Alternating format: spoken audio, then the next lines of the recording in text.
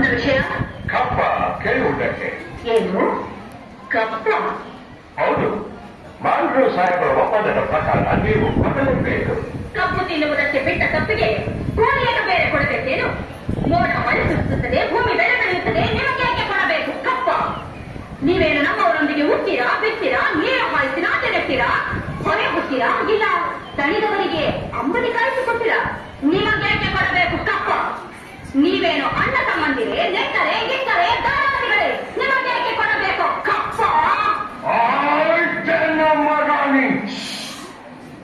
ನಡುಗಿ ಸಾಯಬೇಡ, ಕುಳಿತುಕೋ. ಎಂತ ಕಷ್ಟದಲ್ಲೂ ಇಷ್ಟೊಂದು ತಪ್ಪವೆ. ಅದು ಕನ್ನಡಿಗರ ಹುಟ್ಟುಗುಣ.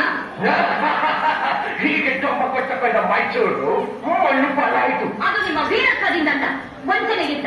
ಮೈಸೂರನ್ನು ಹಾಳು ಮಾಡಲು ಮರಾಠರನ್ನು, ಮರಾಠರನ್ನು ಹಾಳು ಮಾಡಲು ಮತ್ತೊಬ್ಬರನ್ನು ಎತ್ತಿ ಕಟ್ಟುತ್ತಾ ಇಡೀ ಹಿಂದೂ ದೇಶವನ್ನೇ ನಯವಂಚನೆಯಿಂದ ನುಂಗಲು ನಿಂತಿರುವ ನರಿಯ ಜಾತಿಯವರಲ್ಲವೇ ನೀವು?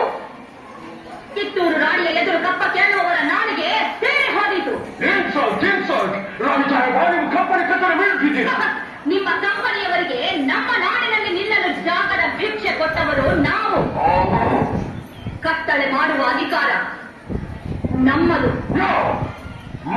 ಒಪ್ಪಂದದ ಪ್ರಕಾರ ಕಿತ್ತೂರಿನ ಮೇಲೆ ನಮಗೆ ಅಧಿಕಾರವಿದೆ. ಏನಂತೆ? ಕಿತ್ತೂರಿನ ಮೇಲೆ ನಿಮಗೆ ಅಧಿಕಾರವಿದೆ?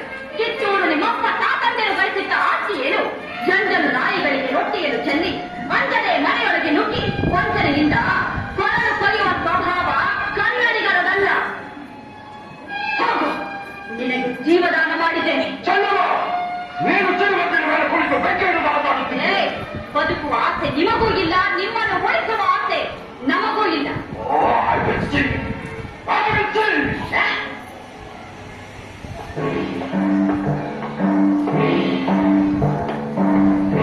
ಕಿತ್ತೂರಿನ ಕೆಚ್ಚದೆ ಕಡೆಗಳೇ, ಶತ್ರು ಸೈನ್ಯದ ಮೇಲೆ ಚಂಡಮಾರುತದಂತೆ ಮುನ್ನುಗ್ಗಿ ಅವರ ಶಿರಗಳನ್ನು ಚೆಂಡಾಡಿ ಸತ್ತರೆ ವೀರಸ್ವರ್ಗ, ಬದುಕಿದರೆ ಸ್ವಾತಂತ್ರ್ಯ.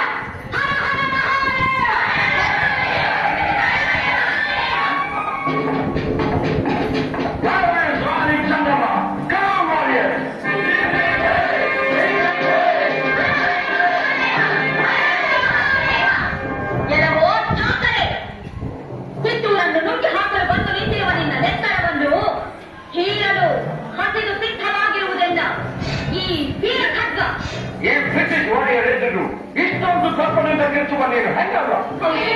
ನಾನು ಹೆಣ್ಣಲ್ಲ, ನಿನ್ನ ಪಾಲಿನ ಹೆಣ್ಣಾರಿ. ವೈರಿಯ ಗುಂಡಿಗೆ ಗುಂಡಿಕ್ಕುವ ಗಂಡೆರೆಯ ಗಂಡುಗಲಿ ಹೆಣ್ಣು ಈ ಕಿತ್ತೂರಿನ ಹುಲಿ. ಇದನ್ನು ಮಾಡಿ ಪೋನಲ್ಲಿ ಹಾಕಿ ಕೆಲವು ಕೆಂಪು ಮುಖದ ಮಂಗವೇ ಹಿಡಿದು ಭಾರತ ದೇಶಕ್ಕೆ ಕಾಲಿಟ್ಟು ಸಣ್ಣ ಸುನಂತ್ರಗಳಿಂದ ಅನೇಕ ಸಂಸ್ಥಾನಗಳನ್ನು ನುಗ್ಗಿ ಹಾಕಿದ ದುರಾಶೆಯ ತೋಟ. ಬೇಡವೋ ಹುಲಿ? ನಿನ್ನ ಈ ಬೆದರಿಕೆಗೆ ಹೆದರಿ ಓಡಿ ಹೋಗುವವಳಲ್ಲ ಈ ಚೆನ್ನಮ್ಮ. ಕಿತ್ತೂರ ನಾಡನ್ನು ಕಬಳಿಸಲು ಬಂದು ಮಾಡುತ್ತಿರುವ ನಿನ್ನ ವೃಂದವನ್ನು ಮುಟ್ಟದಿಂದ ಬೇರ್ಪಡಿಸಿ ವಿಜಯ ದುಡ್ಡು ಬಿಲ್ಲೋರು ಕಿತ್ತೂರು